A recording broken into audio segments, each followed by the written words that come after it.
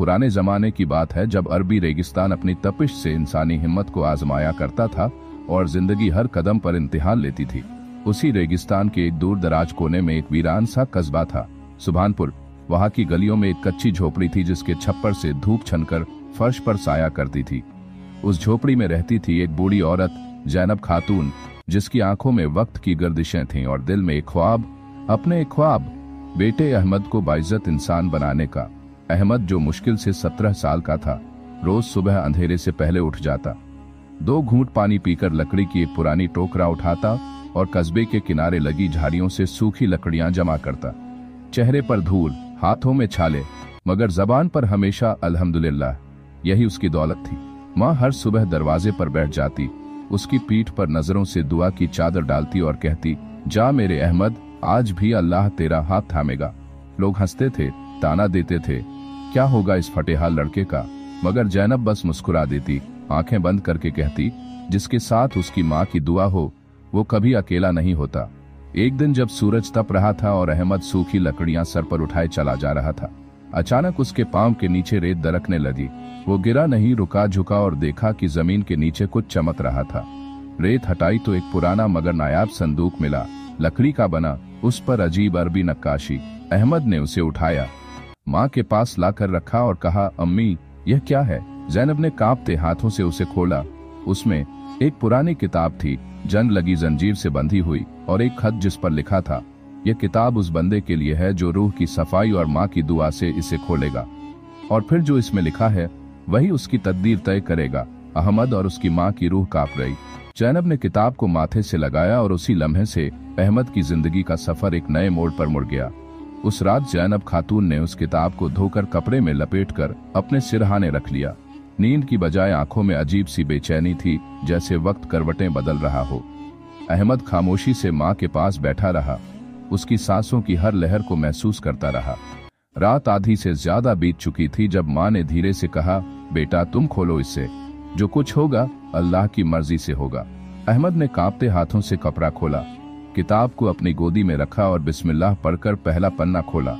जैसे ही पहला पन्ना पलटा, एक धीमी सी रोशनी किताब से निकली और कमरे में एक नूर फैल गया। उस पुराने पन्ने पर स्याही से नहीं, रूहानी रोशनी से कुछ लिखा गया था। जिस दिल में तकवा हो और जिस जिस्म ने माँ की खिदमत में रेत के कांटे झेले हों, वही इस किताब के लायक है। पहला कदम, अपने शहर से बाहर उस वादी की तरफ जाओ जहाँ लोग जाने से डरते हैं। वहाँ एक दरवेश तुम्हारा इंतजार कर रहा है, वो तुम्हें तुम्हारी हकीकत से मिलवाएगा। अहमद ने पढ़ा और फिर माँ की तरफ देखा। माँ की आंखों में डर भी था, लेकिन ईमान की गर्मी उससे कहीं ज्यादा। जा बेटा, जैनब बोली, यह रहमत अल्लाह ने तुम्हारे नाम की है। माँ का दिल कांप रहा है, मगर यकीन अल्लाह पर है। अगले ही दिन अहमद अपने कंधे पर टाट की छोटी सी पोटली बांधकर हाथ में किताब लिए उस वादी की तलाश में निकल पड़ा।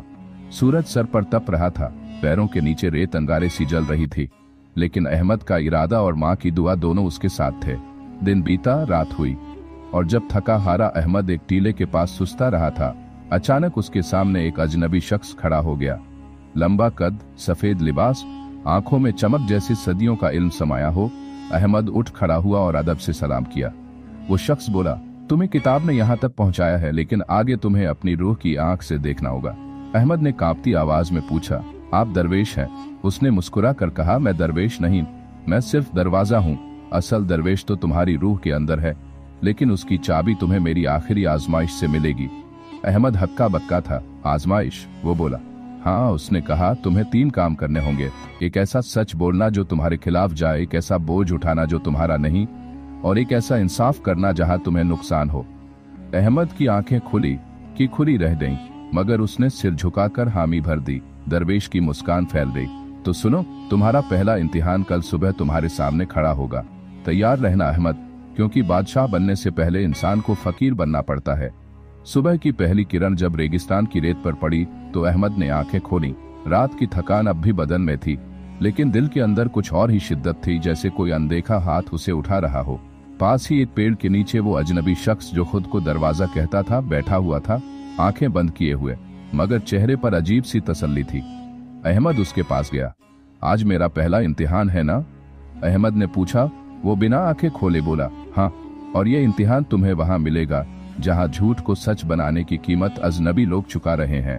वो उठा और अहमद को एक और इशारा करके कहा, उस ओर जाओ, एक कारवां ठहरा है, वहां तुम्हारा सच तुम्हारा इंतजार कर रहा है। अहमद ने किताब को कसकर पकड़ा और उस दिशा में चल पड़ा। दोपहर तक वो एक रेत की घाटी में पहुंचा जहां कुछ व्यापारी ऊंटों के साथ आराम कर रहे थे। अचानक वहां हल्ला मच गया। एक व्यापारी चीख रहा था कि उसका सोने से भरा थैला चोरी हो गया। सबका शक एक बूढ़े फकीर पर जा रहा था जो वहां छाव में बैठा था, चुप और बेबस। अहमद नजदीक गया, बूढ़े की आंखों में झांका। वो आंखें खामोश थीं, लेकिन पाक। तभी कारवां का मालिक चिल्लाया, इसे बांधो, यही चोर है, अभी काजी को बुलवाते हैं। अहमद की रूह कांप गई। उसके सामने दो रास्ते थे, चुप रहे और भीड़ की तरह आंखें मूंद ले, या जो देखा वो बोल दे, भले ही उसकी जान पर बन जाए। उसने हिम्मत जुटाई, आगे बढ़ा और जोर से बोला, यह बूढ़ा बेगुनाह है। मैंने खुद अपनी आंखों से देखा है कि उस थैले को एक जवान आदमी ने छिपाया और फिर भीड़ में गुम हो गया। सबकी निगाहें अहमद पर टिक गईं। मालिक चीखा, तू कौन है बोलने वाला? सबूत है तेरे पास? अहमद कांपती आवाज में बोला, मेरे पास सिर्फ एक माँ की तालीम है कि जो देखा हो वही कहना, वरना जबान अल्लाह की अमानत नहीं रही। थोड़ी देर के लिए सन्नाटा छा गया। फिर अचानक एक नौजवान व्यापारी जो पीछे खड़ा था जोर जोर से रोने लगा और सामने आकर बोला, माफ करो, अहमद सच कह रहा है, चोरी मैंने की थी। भीड़ दंग रह गई। मालिक ने उस बूढ़े फकीर को छोड़ा और अहमद की तरफ देखा। अब आंखों में तैश नहीं बल्कि इज्जत थी। लेकिन तभी उसी नौजवान ने अचानक अपने कपड़े की आड़ से एक खंजर निकाला और अहमद पर झपट पड़ा। उसकी आंखों में शर्म से ज्यादा गुस्सा था, जैसे अहमद ने उसे बेनकाब करके उसकी पूरी दुनिया उजाड़ दी हो। लेकिन तभी उस बूढ़े फकीर ने बिजली की सी फुर्ती से आगे आकर अहमद को धक्का दिया और वो खंजर उसके अपने जिस्म में उतर गया। अहमद के हाथ कांपने लगे। वो जमीन पर झुका और बूढ़े को गोद में लेकर फूट फूट कर रोने लगा। उस वक्त आसमान की तरफ उठी उसकी निगाह में एक ही सवाल था, या रब, ये सच बोलने का इनाम था? और उसी वक्त हवा में जैसे किसी ने फुसफुसाकर कहा, नहीं, ये तेरा इम्तिहान था, अभी इनाम बाकी है। अहमद ने बूढ़े की आंखें बंद की, उसके माथे को चूमा और उसी घाटी में एक छोटा सा गड्ढा खोदकर उसे दफनाया। फिर किताब को सीने से लगाकर वापस उस दरवेश के पास पहुंचा जो अब भी उसी पेड़ के नीचे बैठा था। उसने आंखें खोली और सिर झुकाकर कहा, तू पहला इम्तिहान पास कर चुका है, अब अगला बोझ तेरा इंतजार कर रहा है। अहमद की रूह अभी तक उस बूढ़े फकीर की कुर्बानी के बोझ से हल्की न हो सकी थी कि दरवेश ने अगला इशारा दे दिया, अब वहां जाओ जहां लोग अपने गुनाहों को दूसरों की पीठ पर लाद देते हैं। तुझे एक ऐसा बोझ उठाना है जो तेरा नहीं मगर तुझ पर लिखा गया है। अहमद ने किताब को फिर से सीने से लगाया, माँ की याद में एक लंबा सांस भरा और उस तरफ चल पड़ा जहां दरवेश की उंगली ने इशारा किया था, पश्चिम की तरफ, एक उजड़ी हुई सरहद की ओर। 3 दिन का सफर था वो, जिसमें रेत, धूप और तन्हाई ही उसके हमराही थे। कभी किसी ऊंट वाले से 2 घूंट पानी मांगता, कभी अपनी कमर की रस्सी से पोटली कसता और चल पड़ता जैसे कोई मंजिल उसे खींच रही हो। चौथे दिन वो एक जर्जर सी बस्ती में पहुंचा जहां मकानों की दीवारें टूटी हुई थीं और लोगों के चेहरों पर भूख से ज्यादा बेबसी। वहीं एक कच्ची मस्जिद के पास कुछ औरतें पानी भरने की कतार में खड़ी थीं। उन्हीं में एक औरत, आयशा नाम की, जिसके चेहरे पर रेत की धूल तो थी मगर आंखों में सदियों का दर्द भरा था। वह बहुत देर से अपने बीमार शौहर को कंधे पर उठाकर उस मस्जिद के आंगन तक ला रही थी, मगर हर कदम उसके जिस्म को और तोड़ता जा रहा था। लोग उसे देखते तो थे मगर मदद के लिए कोई हाथ न बढ़ाता था, जैसे उसकी तकलीफ इस दुनिया का हिस्सा ही न हो। तभी अहमद ने उसे देखा। उसकी कमर झुकी, कपड़े फटे, माथे पर पसीना, मगर आंखें यकीन से भरी हुईं। अहमद आगे बढ़ा और बिना कुछ कहे उसका शौहर अपने पीठ पर लाद लिया। औरत हैरान रह गई। तुम कौन हो? अहमद ने सिर्फ मुस्कुरा कर कहा, मैं बस वो हूँ जिसे किसी और का दर्द उठाना आता है। लोगों की भीड़ ने देखा।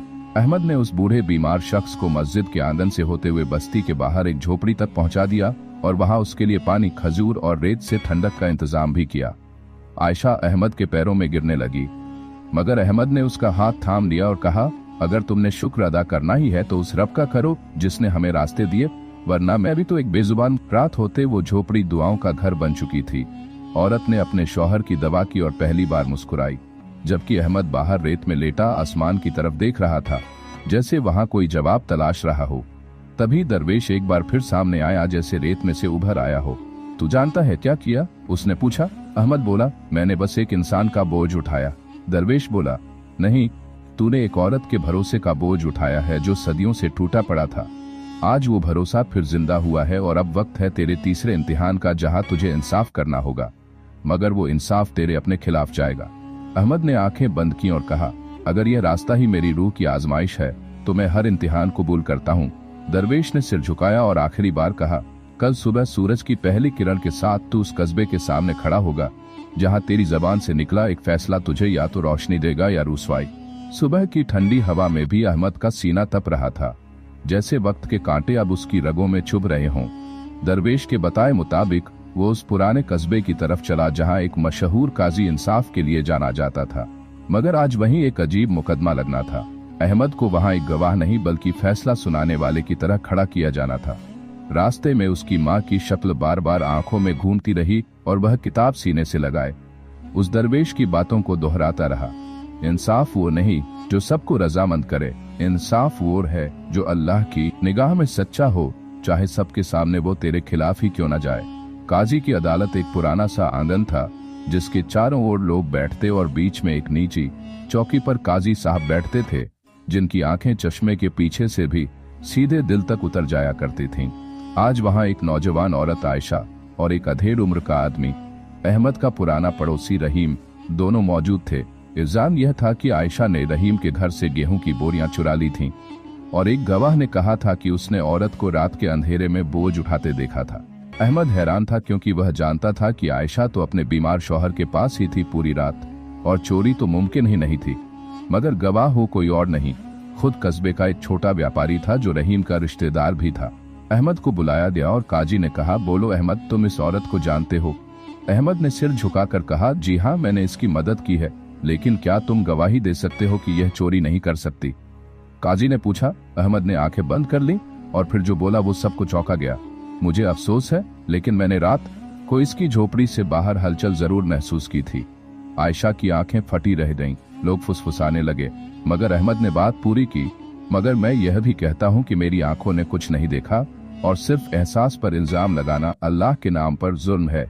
अगर मैंने सच न बोला तो मेरी माँ की दुआ मेरी हिफाजत न करे, लेकिन अगर मैंने झूठ कहा तो इंसाफ का ताज मेरे सर पर मत रखना। काजी कुछ देर चुप रहा, फिर उसने वह गवाह बुलाया जो कह रहा था कि उसने औरत को चोरी करते देखा। बहुत कुरेदने पर उस गवाह की जबान लड़खड़ाने लगी और सच बाहर आ गया। वो गेहूं मैंने खुद छिपाया था, आयशा का नाम बदनाम करना चाहता था ताकि रहीम उसका छीन सके। अदालत में सन्नाटा छा गया। आयशा जमीन पर बैठकर रोने लगी और अहमद की आंखों से भी दो कतरे लुढ़क गए, मगर ये आंसू किसी हार के नहीं, एक फर्ज पूरा होने के थे। काजी ने अहमद को देखा और सिर्फ इतना कहा, तू अगर इस दुनिया का सच्चा नहीं तो भी अल्लाह के दरबार का सच्चा है। अहमद ने सिर झुकाया और किताब को फिर से सीने से लगाया, मगर जैसे ही वो मुड़ा, दरवेश दरवाजे पर खड़ा था। उसकी आंखें अब सख्ती से नहीं, रहमत से भरी थीं। उसने पास आकर अहमद के कांधे पर हाथ रखा और कहा, अब तेरी रूह तैयार है उस मकाम के लिए जहां लोग तेरे आगे सजदे में होंगे, मगर तुझे उनका सर झुकाना नहीं बल्कि उन्हें अल्लाह की तरफ उठाना है। अहमद चुप रहा, लेकिन उसकी रूह ने उस दिन एक और सीढ़ी चढ़ ली थी। अहमद ने जब रेगिस्तान की उस अदालत से बाहर कदम रखा तो हवा कुछ और ही कह रही थी, जैसे वक्त उसके कानों में रूह की एक नई सदा फूंक रहा हो। सूरज ढल रहा था, मगर उसकी तपिश अब अहमद को नहीं छू रही थी। रास्ते में दरवेश एक बार फिर मिला, मगर इस बार उसकी चाल ठहरी हुई नहीं, तेज थी, जैसे अब अहमद के सफर का मोड़ बहुत नजदीक हो चुका हो। उसने कहा, अब तू उस कबीले की तरफ चल जो रेत की हदों से बाहर बसता है। वो लोग तुझे पहचानेंगे नहीं, मगर तुझे उनकी पहचान बनना है। 3 रातों का सफर था, प्यास, सन्नाटा और सिर्फ माँ की दुआ की छाया साथ थी। आखिर एक वक्त आया जब दूर से तंबुओं का एक सिलसिला दिखाई देने लगा। बड़े बड़े खेमे, ऊंट, ढोल की धीमी थाप और एक कबीलाई सुकून। यह था बनु फतेह कबीला जो सदियों से रेगिस्तान की लहरों में अपना वजूद बचाए हुए था। अहमद जब वहां पहुंचा तो कुछ नौजवान उसे देखते ही रुक गए। कौन हो तुम? मैं सिर्फ एक मुसाफिर, अहमद ने जवाब दिया। लेकिन तभी वहां की सरदार नुमा और खदीजा भी बाहर आई, आंखों में रब पर यकीन, चेहरे पर इज्जत की लकीरें। उसने अहमद को सर से पांव तक देखा और बोली, क्या तुम्हारा नाम अहमद है? अहमद चौंक गया। जी, मगर आपको कैसे मालूम? खदीजा ने आसमान की ओर देखा और कहा, हमारे बुजुर्गों की किताब में लिखा है कि जब बनु फतेह का कबीला टूटने लगेगा तब एक गरीब माँ की दुआ से निकला मुसाफिर आएगा, जिसके हाथ में एक किताब होगी और वही हमारे खोए हुए अमानत का वारिस होगा। अहमद की आंखें भर आईं। उसने अपनी किताब खदीजा के सामने रख दी। वो किताब जो अब तक उसकी रहनुमा थी, अब किसी और के लिए जवाब बनने जा रही थी। तभी कुछ लोग विरोध में खड़े हो गए। यह कौन है? खदीजा ने पूछा। न इसका खून हमारा है न इसकी जात, इसे हम अपनी अमानत कैसे दे सकते हैं। लेकिन खदीजा ने अपनी आवाज में सदियों की मजबूती भरकर कहा, जब कौमें खून से नहीं ईमान से बनती हैं तब उनके रहबर किताबों से निकलते हैं, और यह किताब इस लड़के के साथ चल रही है। इससे बड़ा सबूत क्या होगा। कबीले में हलचल मच गई। मगर उसी रात एक अजीब वाकया हुआ। सरदार के पुराने खेमे में जो अमानत छुपी थी, एक मोहर लगी संदूक, वो बिना किसी छेड़छाड़ के अपने आप खुल गई और उसमें रखी हुई रेत की मटकी में से एक चमकदार पत्थर निकला जिस पर लिखा था, अस्सलामु अलैकुम इब्ने सब्र। खदीजा ने उसे उठाकर अहमद के हाथों में रखा और कहा, तू अब हमारा रहबर है, क्योंकि सब्र करने वालों का ही अख्तियार सबसे भारी होता है। अहमद कांपते हाथों से उस पत्थर को देखता रहा और उसकी आंखों में अब माँ की वह सारी रातें उतरने लगीं जब उसने भूखा पेट भी बेटे के लिए दुआ मांगी थी। मगर अहमद जानता था यह सिर्फ इज्जत नहीं, एक इम्तिहान की अगली मंजिल थी और अभी राह पूरी नहीं हुई थी। कबीले में अब अहमद को इब्ने सब्र कहा जाने लगा था, सब्र का बेटा जो किताब की रोशनी में चला और माँ की दुआओं की छाव में पला। मगर अहमद के दिल में अब भी एक अजनबी सी बेचैनी थी, जैसे उसकी मंजिल अभी बाकी हो। उस रात जब पूरा कबीला चांदली में जश्न मना रहा था, अहमद अकेला अपने तंबू में बैठा किताब के आखिरी पन्नों को उलट रहा था। तभी अचानक किताब का एक पुराना सूखा पन्ना अपने आप खुला और उस पर लिखा था, तेरे सीने में जो दर्द है वो तेरे नाम का नहीं, तेरी माँ की दुआओं का सफर है।